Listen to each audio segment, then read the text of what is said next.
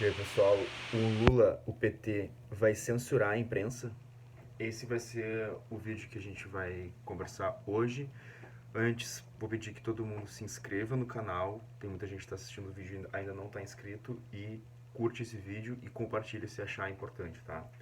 Eu vou começar falando sobre essa questão da regulamentação da mídia, que as pessoas distorcem essa ideia para tentar vincular o PT e o Lula à censura, trazendo um trecho do Flow, quando o Igor perguntou para o Lula justamente isso, né, com essa conotação de dando essa conotação de que o PT tem um ímpeto de se fazer censura, tá? Vou colocar aqui o áudio para vocês, para quem não assistiu, recomendo que assista, tá bem interessante no Flow, tá? Quando tu fala em regulação de mídia, tu não tá falando de censura não, né? Não estou falando de censura, eu sou inimigo da censura. Entrei na política contra a censura. O que eu quero fazer é o que eu estou dizendo. Tem coisa que a sociedade tem que participar para mudar. Sabe, eu não vou citar coisa aqui, mas tem canal de televisão, sabe, que só fala asneira, só fala grosseria, só ofende. Sabe, eu tenho que ter uma regulação. A última regulação da mídia eletrônica é de 62. Na verdade, 67. Então nós precisamos chamar a sociedade para discutir. Se você fala em E a chamar a gente- sociedade, e a eu fico gente- bem, eu fico mais E a tranquilo. gente pode. Ele fica mais tranquilo se o Lula chama a sociedade, porque ele fica mais tranquilo porque ele não tem nem ideia do que está se falando quando a gente fala sobre regulamentação da mídia. Uma coisa que é bem interessante para pensar sobre a regulamentação da mídia e que é distorcido propositalmente é a gente vive numa sociedade sem regulamentação. Vamos pensar o seguinte: vocês consideram que é importante ou não é importante que a prática médica seja regulamentada?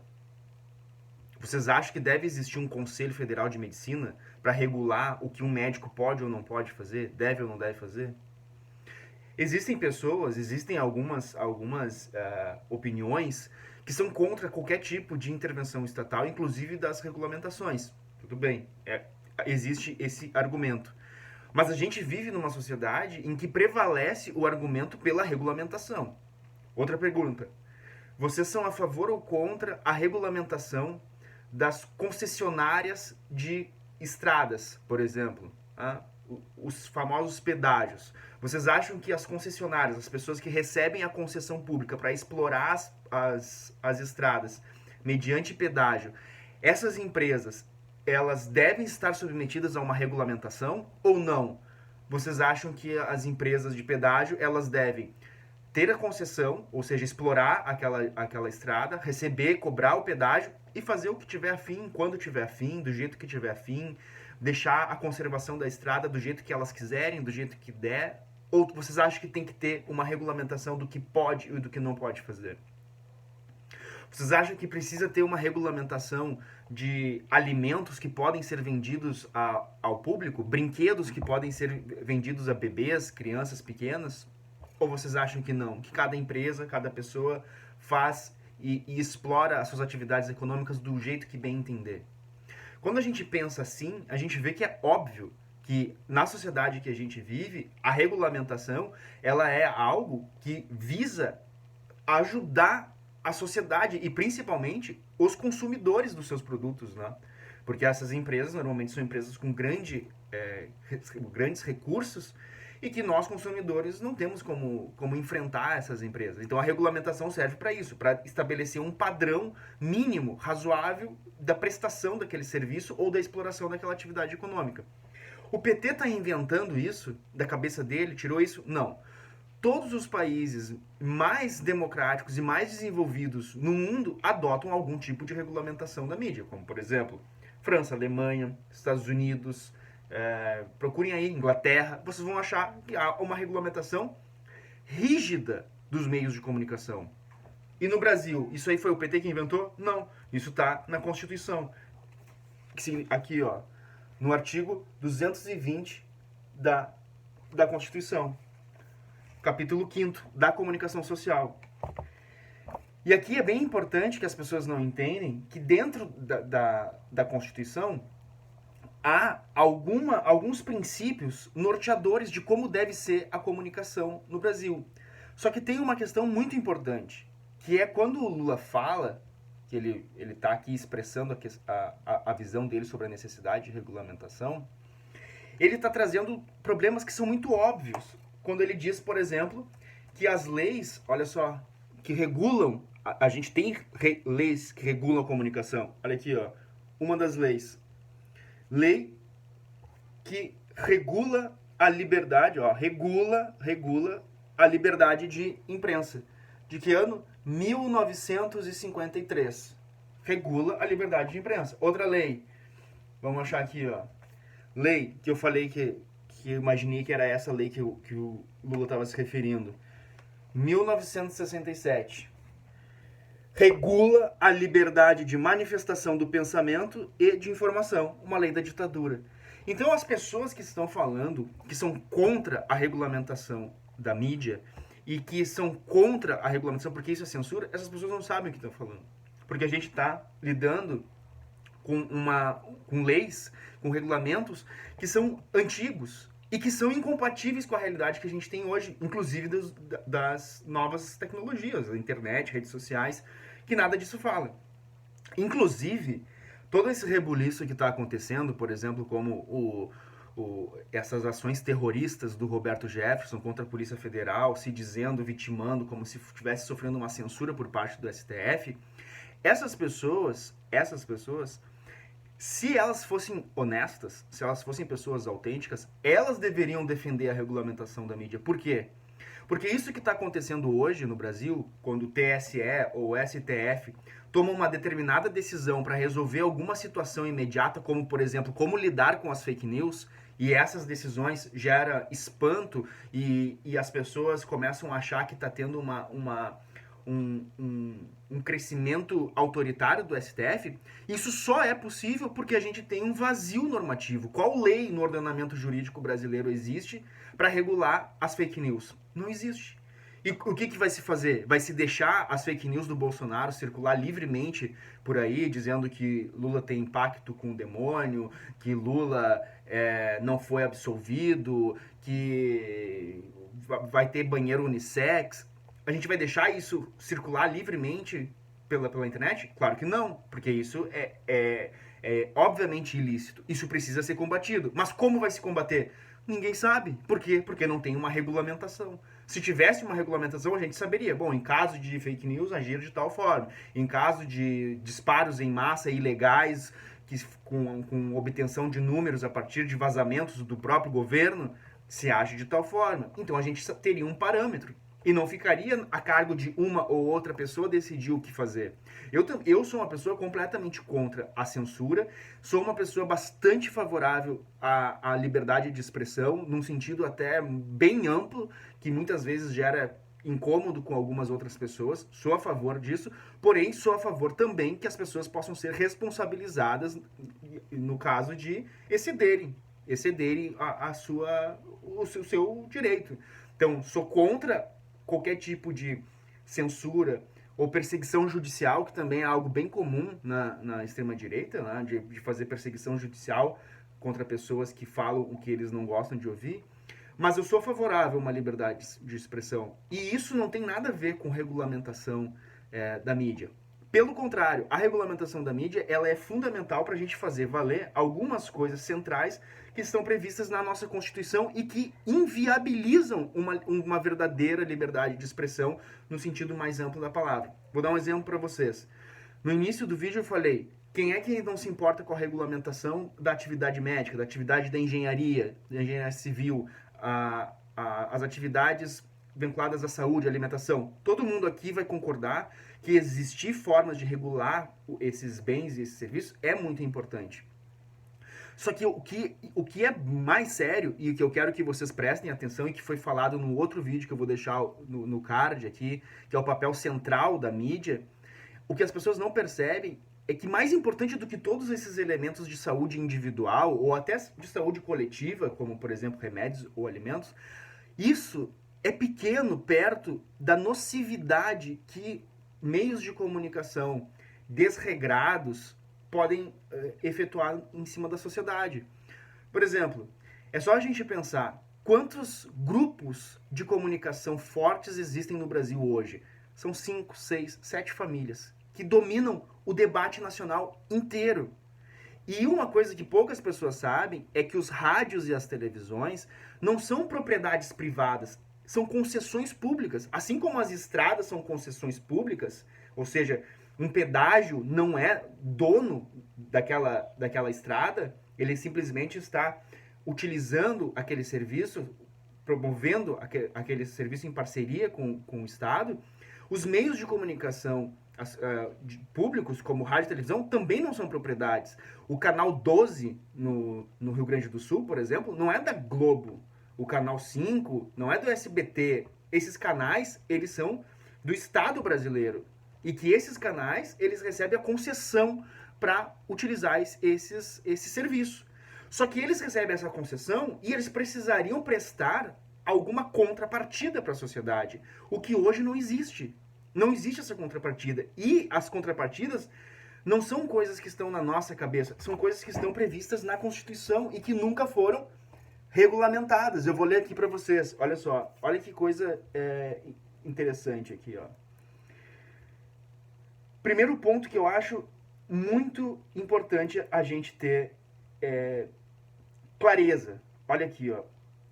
No parágrafo 5º do artigo 220, diz algo que é fundamental. Os meios de comunicação não podem, direta ou indiretamente, ser objeto de monopólio ou oligopólio. Está na Constituição. O que significa ser monopólio ou oligopólio? Um determinado grupo econômico, ele não pode estar numa determinada região do país monopolizando o debate público.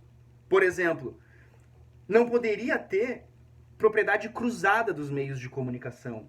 Ou seja, um determinado grupo econômico não poderia ser proprietário de rádio e televisão. Ele está tendo duas concessões públicas para atingir a mesma finalidade, que é promover a comunicação social.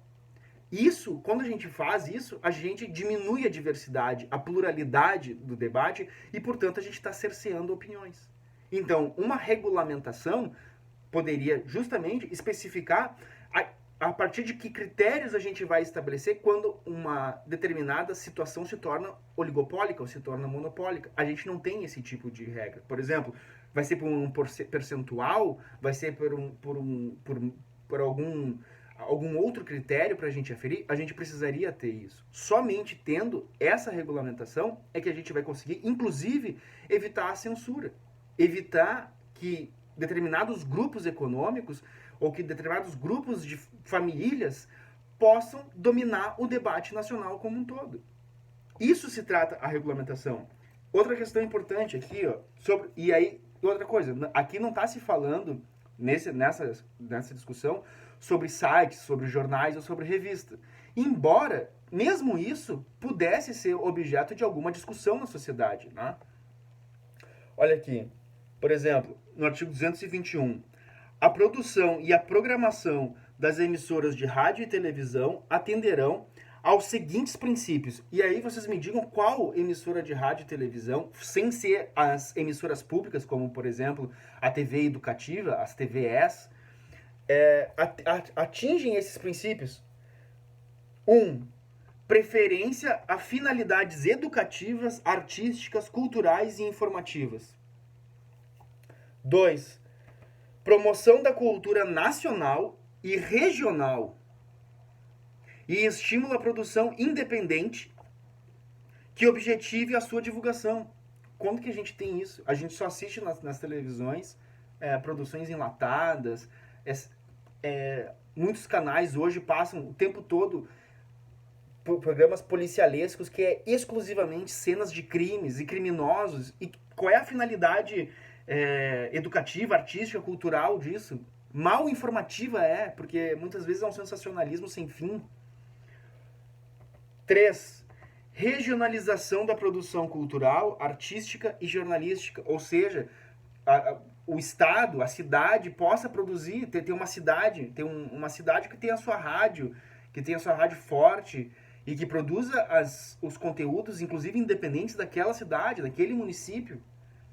Não, a gente tem esses grandes conglomerados que tem produtos que vêm lá do Rio de Janeiro, de São Paulo, se espalham para todo o Brasil da mesma forma, os mesmos filmes. E mal tem um telejornal num momento da manhã, num momento perto do meio-dia, no momento da noite.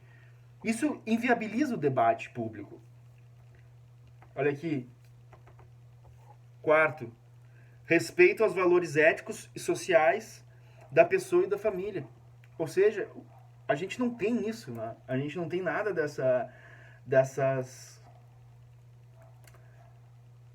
desses princípios que estão na Constituição. Isso significa regulamentar. Isso significa regulamentar e isso não é feito.